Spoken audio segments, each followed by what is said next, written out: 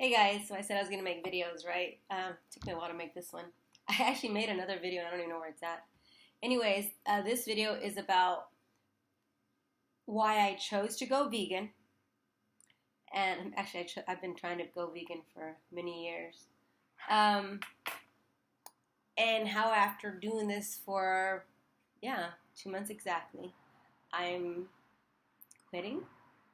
Or should I say I'm part-time veganism, or maybe I'm intelligent vegan, or make a vegan who's more common sense and based on reality. I don't know. I don't want to cut down the vegan people who do vegan because they have very good ideas. So I'm still coming up with a term.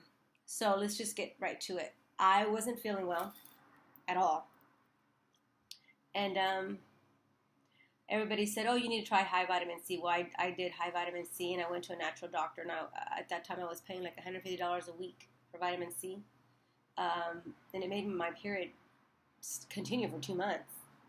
Now I found out that vitamin C, now you have to find out the difference between ascorbic and abscorbic vitamin C, because if you're not getting the right kind, you're actually getting a dose of something that's going to cause a vitamin C deficiency. So, anyways, this is the kind of world my situation that I just explained, that is basically, I'm telling you, I'm almost like my own doctor, right? I have to figure shit out on my own. Well, because it's hard to trust doctors nowadays because they follow only Western medicine and what's in their guidelines. And it's hard for doctors to entertain food as a way to heal you, even though it makes sense to me, and it was part of the Merck manual. The Merck manual is the doctor's manual. They don't do that anymore. Now a lot of doctors look shit up on the internet and they just follow a protocol and they stick to that protocol, and it's hard for them to entertain other thoughts. Okay, so I know I guess, believe it or not, I have a little outline here, so I won't do that. But why did I choose to go vegan? Well, I was very ill. Very ill. I don't want to get...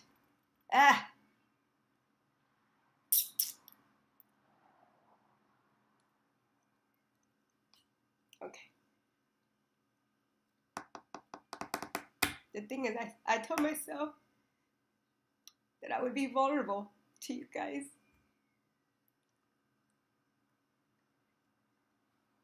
Because this is the part that you guys need to see, right? This is the part I don't want to show, but I have to. I became vegan because I was very ill. And the diet that I was on was a GAP diet, okay? And a GAP diet was a diet that I chose because I was very ill. All right, so I guess we need to back up to like 2013. Yeah, 2013, 2012. And this is when I lived in the Pasadena area in California. I was very ill. And at that time I was trying to give up dancing because I didn't feel well, but I just kept dancing. And I don't know what was making me sick, but everything seemed to make me fucking sick. You know, didn't matter what I ate. I ate a fucking carrot and I got sick. I would take a carrot and I would think, oh, it's the sugar, or that it's not organic. I could grow my own fucking vegetable, boil it, so it'd be so soft my body still wouldn't break it down. I was getting to the point where even water made me sick. That's fucking sick. All right. So I found this diet called GAP diet because I thought it was just my sugar. My body couldn't break down sugar. At that point in my life, that's what I thought it was. Okay. So I went on this GAPS diet. And GAPS diet says stay the fuck away from white sugar and wheat. And start staying away from white salt. And there's all these deficiencies in it. You know, like they deplete it of all its good nutrients. And then they sell it to you in a pill. And that I didn't read anywhere. That's fucking what's going on, right? All right. So I'm on this diet that basically is a lot like the paleo diet, like the Atkins diet, if you know what that is, which is mostly meat, very few carbs. I went into my cabinets in Pasadena area, and I just emptied out my kitchen. Everything went out. I mean, I just took trash can and just emptied out everything and threw it away, and I started over. I went to Whole Foods and I just salt, pink Himalayan salt. It's got nutrition. Oh, but I don't want to get gout, so let me supplement it with iodine. You know, I read it all. I read up on all this shit. All right, and I lost bad weight, you know, and I could last for. I love this diet. I loved it. I was at my peak. My teeth were really white. My eyes had gotten whiter again. My vision was perfect, and I had like practically no fat on me. I could last for hours dancing. I loved it. Then, a year and a half, 2 years ago, January of 2016, those same symptoms that had started in like 2012, 2013 returned. But they came back with a vengeance. My vision got really bad, so now I have reading glasses, and you guys are like, oh, that's because you're, the 40s thing. No, it was not only that, I couldn't see far away either. Usually, if you have that 40 thing going on, you can't see close, but your vision your far vision is still good. But I was getting astigmatism. I couldn't see either way, and it just goes in and out. That's not age appropriate. I was getting vertigo, and I was passing out. I remember one time I was talking to someone, and I talked to them, and I was like, look, I passed out, and then I came right back up. Sorry, I'm sick. I got the flu this weekend. I know how to get summer flu, but you do. All right. I was getting anxiety attacks. My heart was fucking taking off on me for no reason. My heart was quivering. It was just quivering inside my body. I could hear my heart, blood flow, turbulent blood flow in my ear. I have all these symptoms. All right. So in desperation, I started looking for answers, and I found Lourdes Colon. She's a semi-famous actress in Los Angeles. Okay. So anyways, I talked to her on the phone, and because she was very ill, and she went vegan and did coffee enemas, right? And we'll talk about coffee enemas another time. Let me write that down because I don't want to forget that, and how I'm doing on those. All right. So she said, go vegan right away. And she said, go vegan because the meat is not good for you. It's not what we're supposed to eat. Right? And the animals are sick. All of that, believe it or not, when I decided to go on the GAPS diet and eat predominantly meat, I am you. But it was like this. It's either animal or meat. And I know that's where I was at in my thinking. All right. So I went vegan. I just went cold blood vegan. And I felt great at it, right? One of the things that happened when I was eating meat was when I would eat too much of it, or just, I don't know, whatever amount my body said, hey, fuck that, bitch, you're hurting me, I would get riddled with like bumps over here, and I would have like a rash, and I would literally scratch, and my eyes would itch. So I got rid of meat, that disappeared. But then I could tell that I needed protein, so I got plant-based protein. So I was eating lentil soups, lentil pasta. By the way, that stuff is pretty good. If you decide to go partially vegan or vegan, this stuff is awesome. I know I don't get paid for it. I know some people that go on YouTube get that, but I just barely restarted, so any following I had is completely gone. I've had to restart over. Okay, so I can't even get money for this. So I went vegan, felt low in energy, and I know my body needs protein. I replaced it with plant-based proteins, and then I got the same effects. I wasn't eating meat, but all of a sudden, this right here got riddled with like little bumps. They just raised bumps, rash, and then you would go like this, and it would raise, which basically means if you ever go like this to your body and it raises like red welts, that's an adrenal fatigue. I was basically poisoning my body. what I find out is that it wasn't just the meat or the plant, it's the protein. My liver is so fucking toxic, so fucking full of toxins, it can no longer break down protein like it used to. But I need protein, right? So now I've decided that what I'm going to do is I'm going to eat protein, but I'm only going to eat, I think for my body weight, you're supposed to have 50% of your body weight, so I weigh 110, so 60, but I'm not even doing 60 because my liver can't do 60. I'm going to do 30, okay? And I'm going to do part of those plant-based and the other animal-based. Now, this is where we start to weigh. I thought you were going to be a vegan, and are you a vegan if you eat animals? Okay, so let's see why I chose to be vegan, why I was eating all meat. So let's talk about industrialized foods. I'm trying to stay focused, okay? The thing is, it doesn't matter whether you go all vegan like I was trying to or all meat like I was trying on the GAPS diet. The fucking food that we eat is industrialized, all right? So when I was eating all meat, well, that would be good if I fucking live in Alaska and the whales are healthy and nobody's poaching them and growing them on fucking farms and shit. Well, yeah, because the meat is healthy. The meat is eating healthy shit, and we're eating the healthy shit, so it's good. If I was living in a fucking place where there are no animals and there are lots of plants to eat, well, if the plants are grown without fertilizer, without, they're not hybrids, they're not modified, and that's all I ate. Once in a while I catch some ants or some, I know it all sounds gross to us, but, we would find some way to get some kind of insect or protein, then we would be fine. But in both those scenarios, whether you're eating all vegan mostly or all animals, I just described scenarios where nothing's industrialized. Capitalism is absent, right? So no one's trying to make money off you, right? In that case, you're going to be fine. But whether you're vegan or whether you're going to eat meat in the world we live in, you're fucked unless you have your own fucking farm. All right?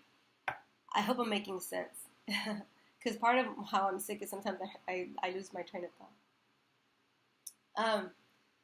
So, when you look at history, you'll find that some cultures, that's all they eat is plants. And in some cultures, all they eat is meat, and they survived. Again, they're not in industrialized time frames. Okay? Now, I remember seeing on TV some kind of like pygmy Indian, if you want to call him pygmy Indian. Like, I know the gods must be crazy Indian. Those types, they almost look like African Americans mixed with like Mongolian Aztec blood. I don't know that's what they look like to me. And they went and got honey from a tree and they just ate it like this. And I was like, what the fuck? If I do that, my sugar might go to the hospital. Well, that's because his system's fine. It's not poison. He sat there and I waited for him to get like a coma, like from so much honey, which was what would happen to me? Nothing.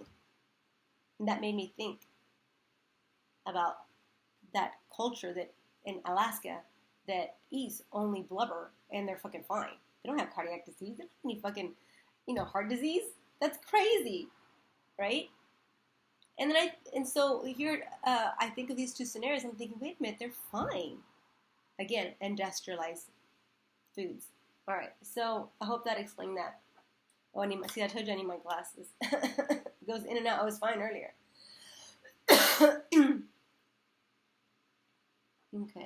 Okay. Now I want to talk about our ancestors. All right. The other thing I found out is our genes, if someone was to actually draw blood and study your genes, if you have that kind of money, by the way, you can find out what kind of foods you're supposed to be eating. Again, but you got to be able to, even if you get it, you're going to have to do your best to get non-industrialized. So if your fucking blood test says eat meat, well, then you need to find place. I'm lucky enough to live in California where I can find meat in someone's backyard. As a matter of fact, like a mile down, I'm going to go to this guy's house because he has chickens in his backyard. Now, he's not supposed to, of course, but he does, and I'm going to buy it from him. And it's expensive, but you can buy the $7 eggs, and I'm not eating as much meat as I used to, so I can afford it, where you know where it comes from, and you're not buying medicine. Or you can fucking buy, I don't even know what regular eggs cost, like $3 to $4, I guess, $2 to $4, and get sick. I think I lost my train of thought. God, this is horrible, guys. But all right, so we're talking about ancestry. Okay. So if you don't have money for that test, you can think about your past and what you ate. Like, I can tell you right now, when I was a kid, meat for us was a side dish. It was still something we ate, but it was a side dish. When my mother was a kid, meat was like garnish, and it was like a dessert. And I do remember, because my mom was very young. She's only like 15 years older than me. So I remember going to visit my family or living in Mexico, and I remember the chickens and the cows running around. And we would finish with our food and we give it to them. Like, no. We didn't, like kids, you don't want to eat something, you give it to the chickens. And because we grew these animals, we didn't just, okay, let's have one fucking chicken a week unless you were rich. So we didn't do that. So my clues to my ancestry are right there. The other clue I have is my family's from Tecomán, Colima, and Uruapan, Michoacán. So there are a lot of fish people. Okay, a lot of mariscos, a lot of crabs and shrimps type stuff. That's what they eat. So I haven't gotten to that part yet. Okay, where I'm like, let me try to eat more of that, and that's mostly because most of the fucking food we have has mercury in it. Although I try to buy wild caught, again, expensive. But there are clues there, right? There are clues there that you can look at your ancestry, either from a blood test or from looking at your past, and sometimes just the way you feel, okay? So now that I'm on this lower protein diet, I feel better, brighter again, and I'm hoping this is a new balance, all right? The other test that you can take, other than the ancestry about your genes and what you probably can eat, and books that you can read What's Right for My Blood Type. That's confusing for me, because that one, it says we should eat a lot of meat for me. And who knows, maybe that is true. It's just that the meat that I have that is so industrialized is make me sick. My liver's toxic, so no, I can't go to that. I don't know. There's the nutritional deficiencies exam that you can take. And you don't always have to go. I know you're like, well, you can't go to these modern these doctors that we go to. They're not going to do this for you. They're not. Unless you're really lucky. You're going to have to pay for an alternative doctor.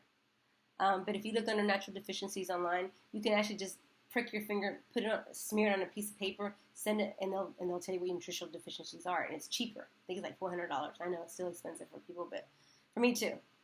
Okay, but at least it exists, right? You can have an allergy. Again, pricking your finger, and then sending it in. Now, in my case, I just have VA, and they won't do a blood test. So I have to do this kind of shit on my own, and I don't have the money right now, but I will. Okay, so yeah, I think I've covered everything that I wanted to cover. I wanted to tell you that I was sick, the 2 diets that I was on, and where I'm at right now, why I cannot be a complete vegan, even though I feel for the fucking animals. I really do. But I do believe in eating animals. I just don't believe in keeping these animals in these concentration camps where they're miserable their whole lives. I read this book where their best description of how they're treated is, how about if you were forced to eat Twinkies all your life from a toilet in your own shed? That's what they're living like. And then even if you don't care about those animals, if you care about what you're ingesting, should be enough for you to like, oh my God, I need to change something. So what can we do, right? Well, we have to start growing our own food. When you ask a kid nowadays what broccoli comes from or where apples come from, they can't tell you. So that's how distant we are from, California weather setting in. We have to start growing our own food. And if you don't want to start growing your own food, you need to go to farmers markets. You need to get to know your farmer and ask him about his cultivating practices. Sometimes you may have to go to the freaking farm. But even be aware of those fuckers, because they know that you're coming after them. to see how they're growing their animals or their plants. And so they'll have a section set aside for you to go in and look at that looks, customer approval approved section. That's what they'll have. And meanwhile, they're like keeping the animals in a little cage, like conventional foods are grown. And so there's that. And these are small steps that you can do to get the revolution started. Now, the more extremes is to, of course, start the revolution. And in many ways, just putting up this video, I feel like I'm helping do that. See, I don't want to get sad again. I've known for years that I was going to have to be part of that revolution. I've always known that somehow or another I was going to have to join the food revolution that's necessary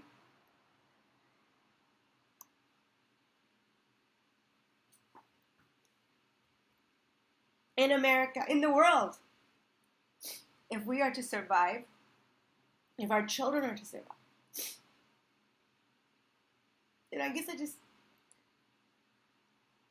I've been trying to avoid it. Because I was on all these other things that I like to do, like acting and singing and dancing. And I'm like, how can I join the two? To the point where, like, last year, 2 years ago, when I had to go back to school, they asked me, do you want to be a dietitian? And you know why I said no? I said no because I didn't want to I knew that if I became a dietitian, which are the doctors of the future, that I would have to take on the food industry. And I wasn't ready for that. But here I am 2 years later, and I still feel like, God damn it.